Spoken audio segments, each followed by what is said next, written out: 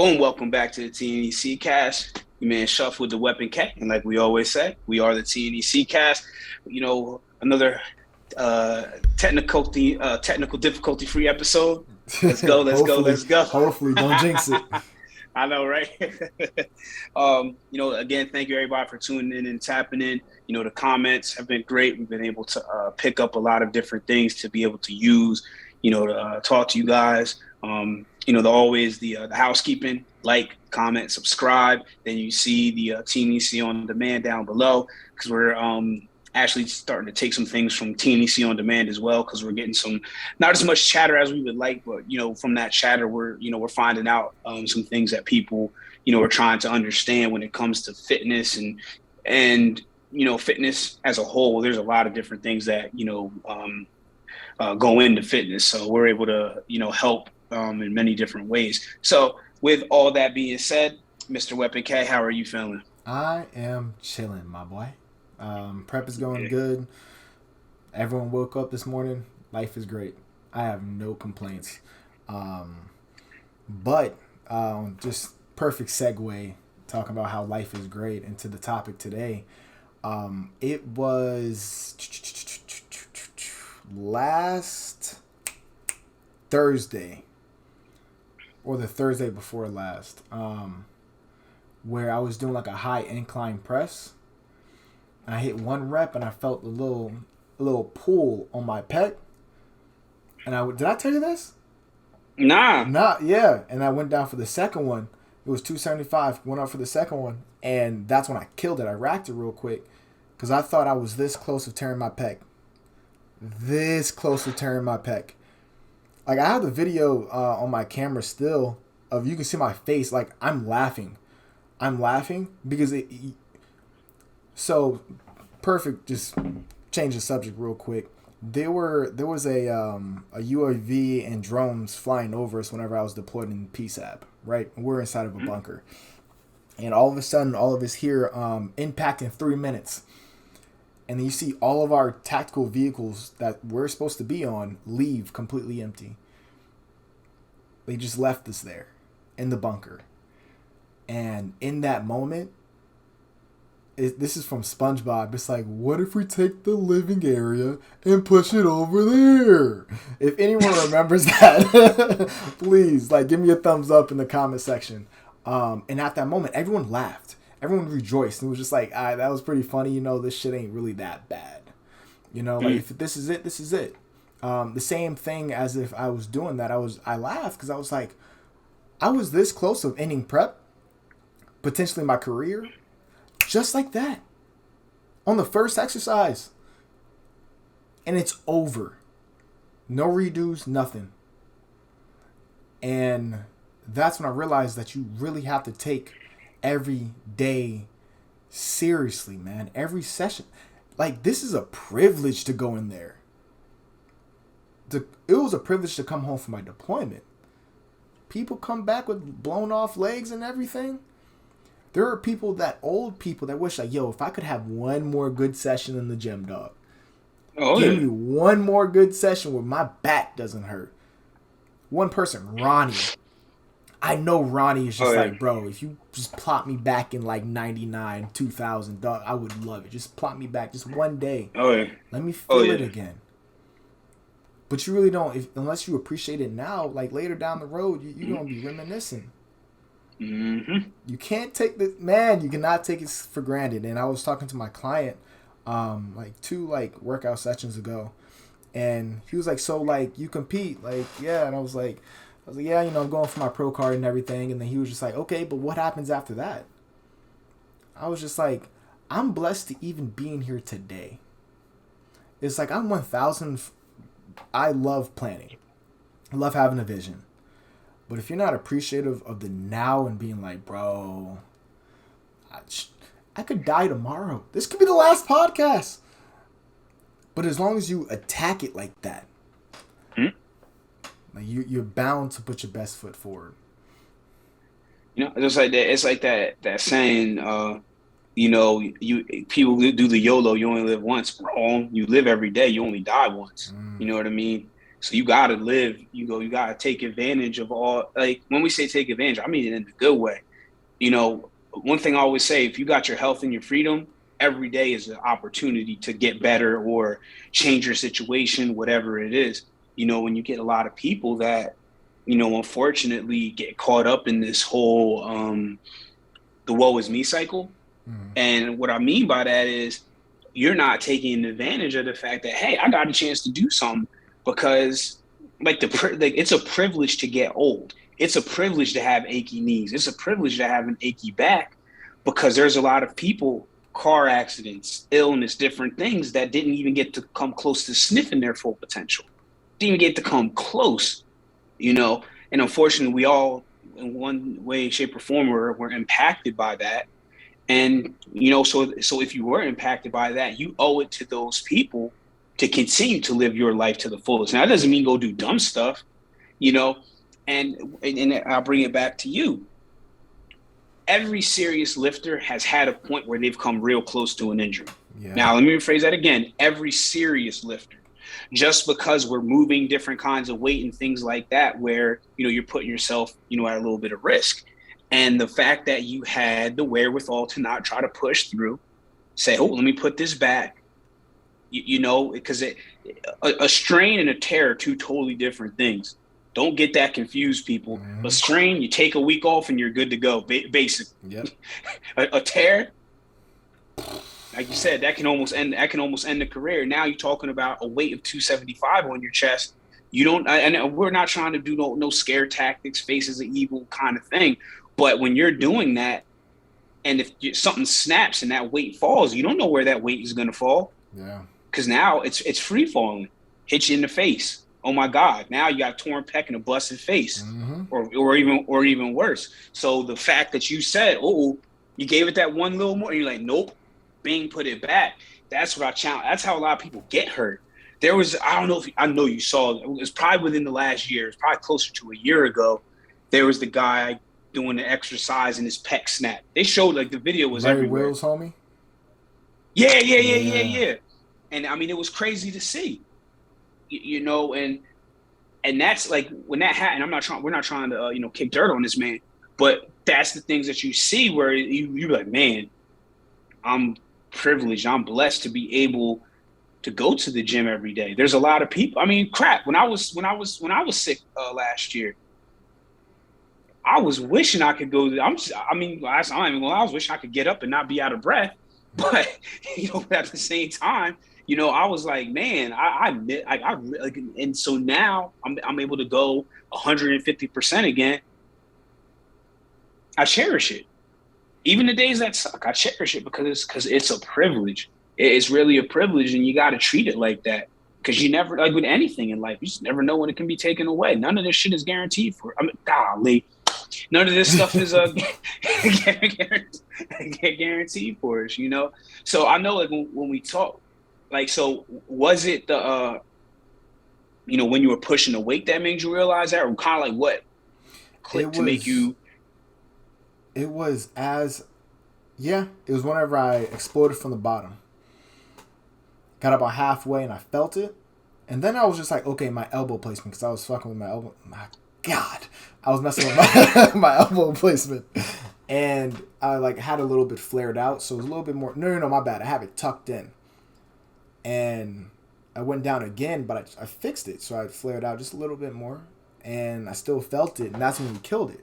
And that's when, I was just like, okay, what do we do from here? Step 1, text coach. First things first, text Kyle. Hey, man, I am 99% sure that I almost tore my pec. And it took him probably 3 minutes to give me a call.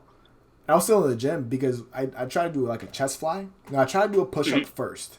Okay, basics. And it was okay, where does it hurt? Wow. Where does it hurt? And it was once again, that sticking point. So I was okay, what about flies? Flies, still, I'm just okay, bruising. Went down the checklist. I'm is it still attached? How does it look physically? And he gave me a call. He was you tore your pec? I was no, I'm sorry. That was a very clickbaity title, dog. I was I'm sorry for the clickbait, man.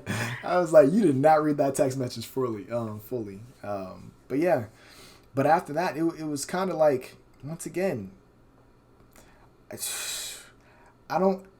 It's life is so simple, and Mm-hmm.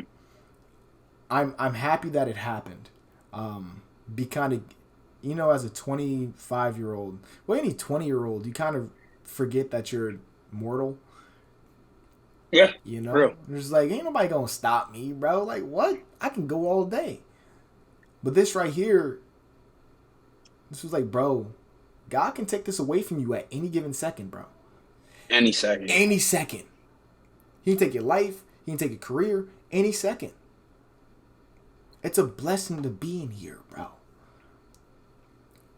And then the next session, I did the same weight, but much more controlled. Make sure everything still worked and stuff like that. And we just kind of worked through it. Everything works now, so I'm happy. It was a strain. Good. It was a strain. Good. Okay. But yeah. Good. Yeah, you youngins.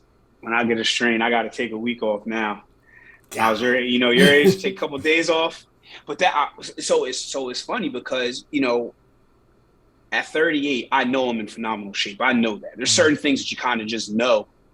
But I'm feeling that different kind of soreness that, not that my knees hurt from a tough session, just because, damn, just getting up.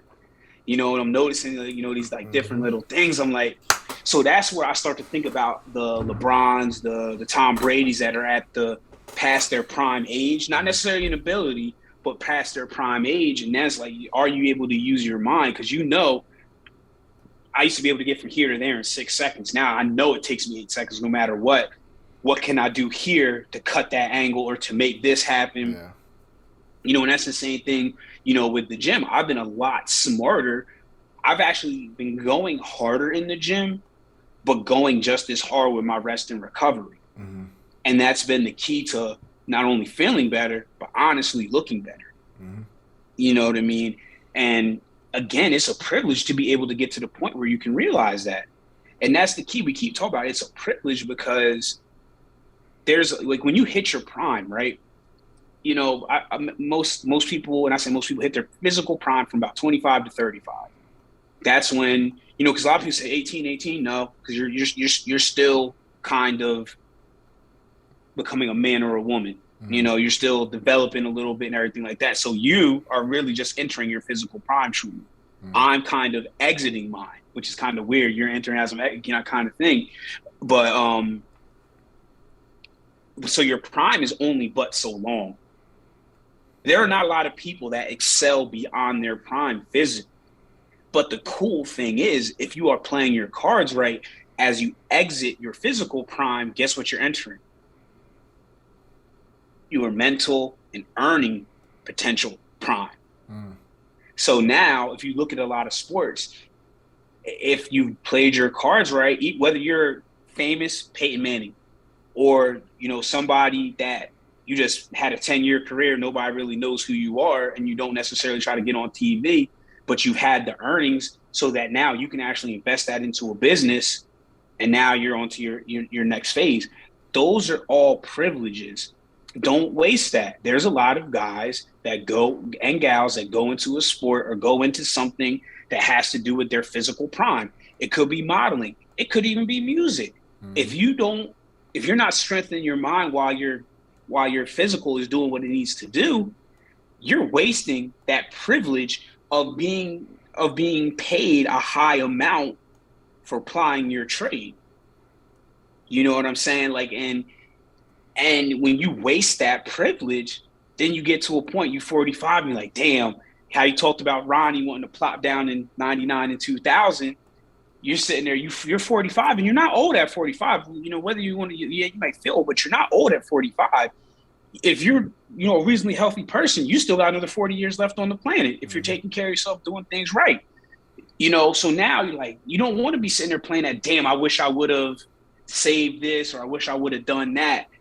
And, that's where the privilege comes in. So that's where, because now if God forbid you would have tried to push through that, strain turns into a tear, and you never know I mean, that can happen in an instant. Yeah. And now we're sitting here on this cast, you know, you're in a thing like this, and you're sitting there saying, man, I wish I would have. Mm-hmm. And then 10 years from now, like, damn, if I didn't do that, I would have got this a lot, you know, and you hate to play the what if game. And thankfully, we don't even have to play the what if game, you know, but that's where the privilege comes in.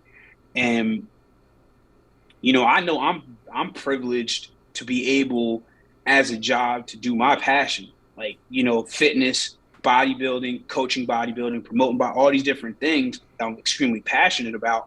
I am extremely blessed to be able to get paid to do that. I know that, and I don't take advantage of that. You know what I mean? That's why I bust my butt. You know, I owe it to, you know, to the big man upstairs for blessing me with the ability to be able to do it. Owe it to my family. Owe it to the people that believe in me, to make sure that I'm busting my hump to make sure that all the above is right about believing in me. You know, but that's a privilege to be in that spot, because we all know losers in our lives. I hate to say it like that, but you know, this is the honest space here. People that just ain't doing it. And a lot of it's because they're lazy. It's not necessarily about talent, because if you work hard, you will see some kind of result, point blank period. And I don't want to be that person. You know what I mean? Like, that's how I've been talking about it. Like, it's a privilege to be able to chase greatness. It's a privilege to be even able to sniff. Like, think about it like this. You're a basketball player, right? There are millions of basketball players right now. To be on the court with a LeBron, a Giannis, a Nikola, like all these people, you may only get your one, but to say, how many people could say, I mean, you just feel like you say, I was on the court with this guy. Yeah. It's a privilege to get that point, because you just get so much value out of that. You know what I mean? So it's there's so much privilege that we have that we don't even realize, because we're too worried about what we don't have instead of being worried about what we are privileged to have. And I see this a lot we see it a lot in bodybuilding. And I see it a lot in the military, where it's just so negative, bro. So negative. But people would kill to be in your spot, especially in the military, man. Ooh, you missing a toe, you ain't getting in. You see what I'm saying? If you colorblind, you ain't being no pilot, man. If you ain't got perfect vision, you ain't being a pilot. That dream gone. But he still finds something to bitch about. Being a parent, ooh. It's being a father. I think me and my wife was talking about this. It's just like, I gotta go. You know, I'm working 13, 14 hours a day, plus the gym, prep. Then I got to come home, play daddy, play husband. It's like, I'm redlining, dog. I can't ask for a break, though, because I asked for this. That's kind of silly. Imagine asking for a Christmas present and then bitching that you got it. It's weird. It's a blessing, and people fail to realize that. And it's okay. But that's the thing. Because so many people, they ask for all these different things, right? This is something I always talk about. People want Elon Musk or Jeff Bezos' bank account. They don't want their problems. But they don't understand the bingo. This is the one thing I talk about. Imagine one decision you make. Now, at this point, these people, I'm not going to lie, they probably do not care. Well, to a degree, they don't care. They make one wrong decision, 100,000 people out of jobs. Yeah. Just like that. Then you also think about how us regular folks, how often people are trying to hack us. Think about how often someone's trying to hack them. They have all this money and somebody's constantly trying to separate them from it. Yeah. Oh, they ain't gonna miss $1 million. Oh, they ain't gonna miss this. You know, that's their logic in it. You know, but nobody wants to do that work. This is something I talk about frequently, almost daily. Everybody wants to be a billionaire, but nobody wants to work like a billionaire, because you assume that it was just handed to them, or they didn't work hard, or just because they're not necessarily doing stuff with their hands or whatever, that they're not working hard. I mean, look, even some of the skeevy stuff that they've done, you still had to work to do it. I mean, if we're just being real, criminals are working too, whether you want to admit that or not. You know what I mean? But I say all that to say they understand their privilege. It's a privilege to have those kind of problems. Mm-hmm. And people don't realize that. I realize it's a privilege for me to have the problems of, I'll use DSC. I know people that are begging to have people sign up for their shows that are coming up. Whereas us, we're like, I mean, I mean, you don't really need to sign up. Like, I don't know, people don't know. I haven't been bigging it up. We haven't really been, hey, come sign all this stuff, because I mean, if we're being real, we operate in over capacity, but I'll take that first class problem. You know what I'm saying? So everybody, it's just like they say, everybody wants to be the boss until they become the boss and they see what the boss got to deal with.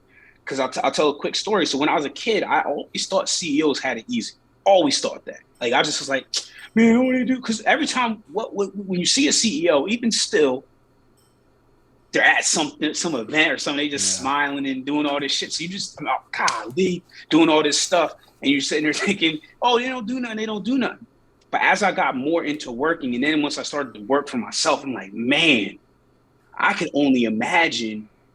Now, I got a lot of clients, so in a way, like, they're kind of like my employees. So I'll be like, I can only imagine having 10,000, 50,000 employees, all this different stuff. And like, I'm just like, that's a lot. You know what I'm saying? And then it also comes back to the privilege of being able to have to manage some of that stuff.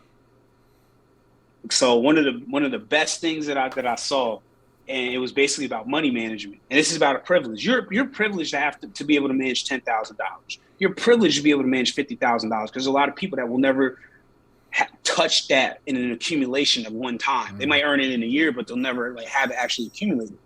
But the thing is, sometimes people say, oh yeah, well, money will solve all my problems. If you cannot manage $100, you cannot manage $1,000. Yep. If you can't manage 1,000, you can't manage 10,000. We can go down the thing. But truer words have never been spoken. And even before that, because I used to, I earn now, thank you, Lord. I used to earn a lot as a salesperson. I blew so much money on dumb stuff. Like, I don't even want to go there. But it's borderline embarrassing, honestly. You know what I mean? But it taught me a lot. It taught me, because now I learned how to manage that. I'm learning how to manage X amounts of dollars, because what happens when you come into it? Yeah. Why do you think there's more horror stories about the lottery than there are success stories? Because you know how people think, all I need to do is win the lottery, then I'll be able to be a billionaire?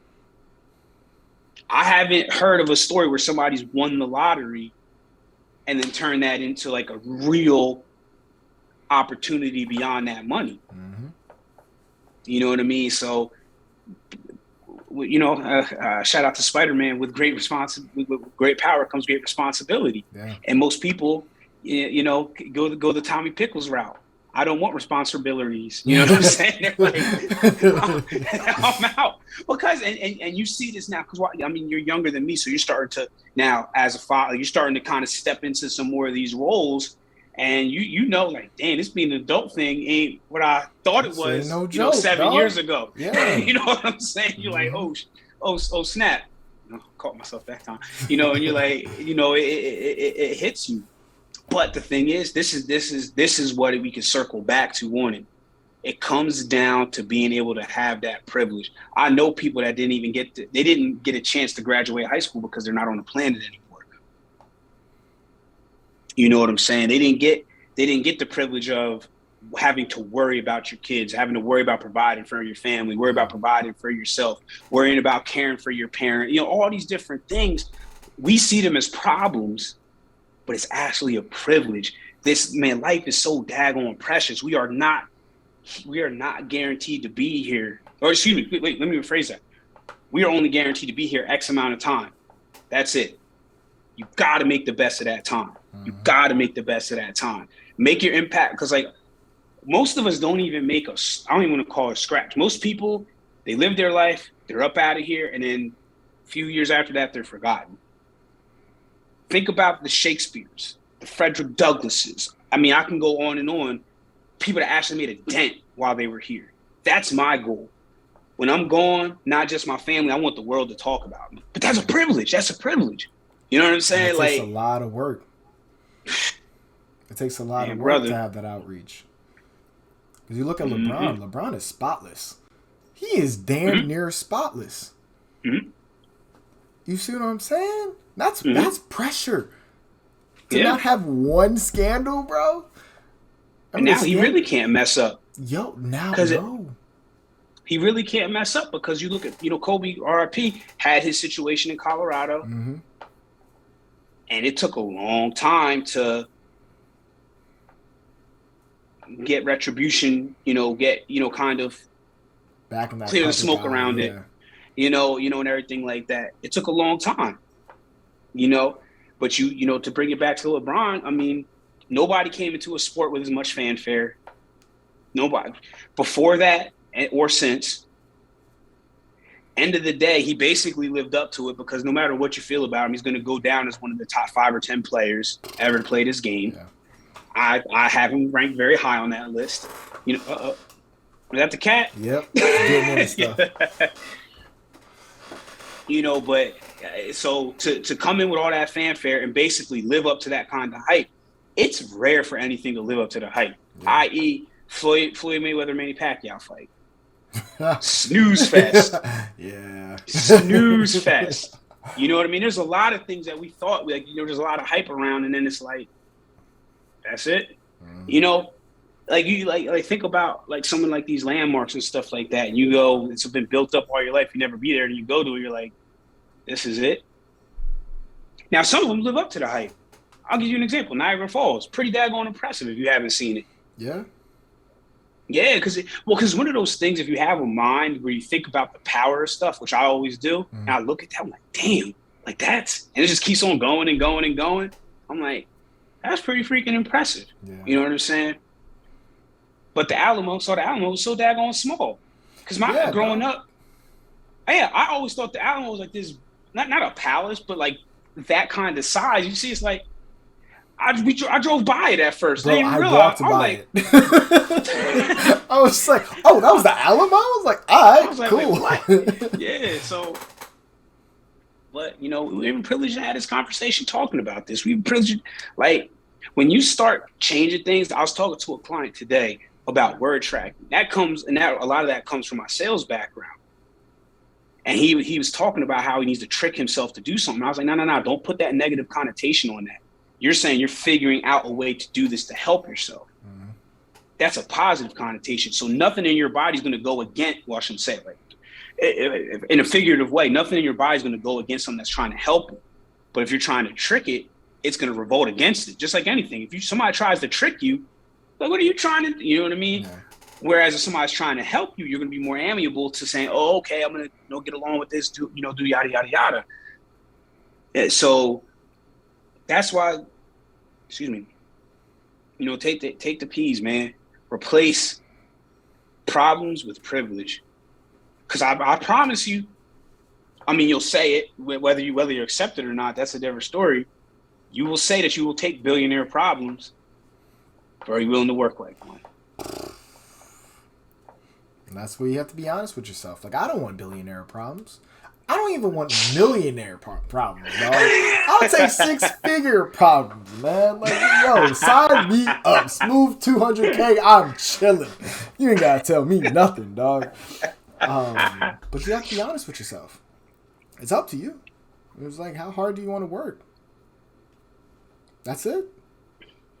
You can, and that's the thing. It's like, don't like listen to this and be like, well, I don't want 6-figure problems. I want my 9 to 5. I want to chill out. I want to spend time with my family. And that's like, hell yeah, I co-sign, bro. Because obviously, the more money you make, the more time you're gonna spend away from family, friends, all that. More sacrifices. 1,000%. You want to spend time with your family. I co-sign. But there's a balance. You gotta figure it out. Because at the end of the day, it's just about your goals are your goals, my goals are my goals, your dreams are your dreams, my dreams are my dreams. So that's why, like, when they say comparison is the thief of joy, you sitting there, you're seeing somebody that they appear to be more successful, but you may actually be happier than them, and they may want to switch places with you, and you don't even realize it. Yep.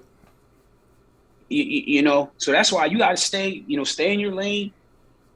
If you working that 9 to 5, so that way you're there, in the morning, and you're there in like all these different things, and that's what's important to you, man. Super salute to you. You know what I'm saying? And that doesn't mean you're not ambitious. You're doing what you want, and that's what you're working for. You know what I'm saying? Don't let somebody tell you, oh, you working 9 to 5. Why you don't have this? Why you don't? Nah, don't that person. Like, oh, what, you want to pay my bills? You want to do this stuff for me? Facts. Don't worry about that. Like, man, look, I'm gonna bring up the 3 Fs. Yeah, I can't remember where I heard this from, but I've been saying this for like the last 15 years because it's one of my best one of the best quotes in philosophies. The 3 Fs. Somebody isn't if they're not feeding you, financing you, or fornicating with you. Why do you care what they got to say? Those are the 3 people, and hopefully that's all one person. But those are the people Say it again. You know what I'm saying? Those are the people or person that matters when it comes to your decision or can give you unsolicited advice. Because I'll say the financing thing, right? So, your business partner that you both put money in, they have every right to say something about something that has to do with it. You know what I mean? If they feeding you, and you can look at that in a lot of different ways, they got a right to say something to you, and you should be listening to them. But if somebody don't wear one of those hats, or that one person ain't wearing those, I don't care. That's why people think people's opinions annoy me, but they don't govern me. 2 totally different things. You know what I mean? And you get a lot of people that they let other people's opinion govern what they do. Oh, I don't think they'll like this. Yeah, but they also not going to like when you broke. Can you call those people up when you get fired or you jammed up? And hey, can you hit me with 500? Like, I really need this. Like, I'm gonna be out on the street, or just whatever your case is.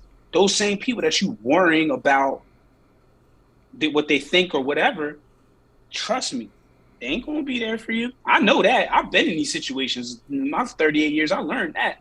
That's why I was like, I don't care what these people think. They ain't gonna do. They don't. Everybody loves you when you up. I'm not worried about that. Everybody loves you when you up.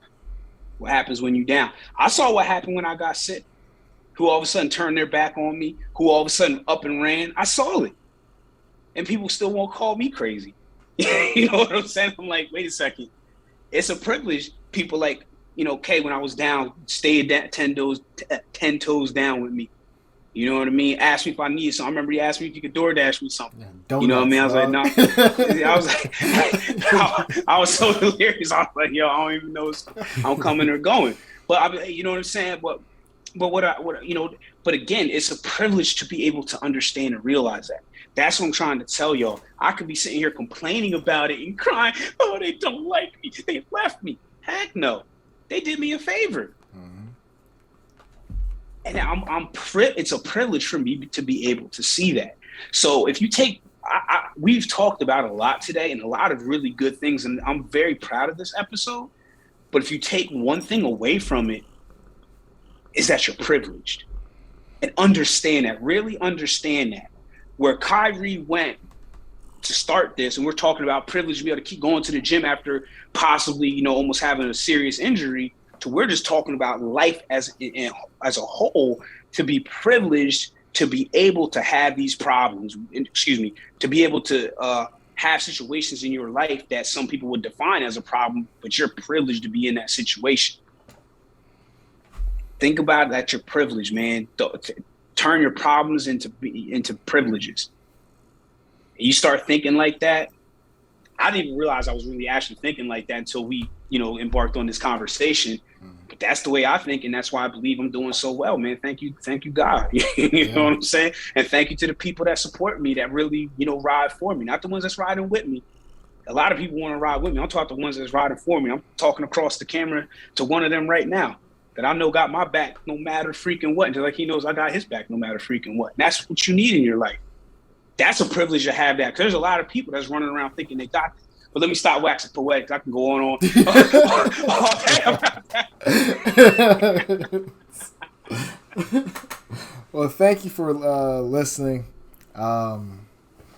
It's prep time pretty much. It's almost where everyone's in prep pretty much. So yeah, I'm the last one. Yeah. Well, Courtney is in pre-prep right now. And then I go with like 3 weeks, because the show is 15 weeks out. So yeah, I'm 3 weeks out from when I start prep. Got it. So hopefully you guys enjoyed your cardio. Remember, links in the bio below. I got Kat here everywhere now. Thanks, Layla. We'll see you guys next Tuesday. Y'all take it easy. Like, comment, subscribe. Peace. Peace.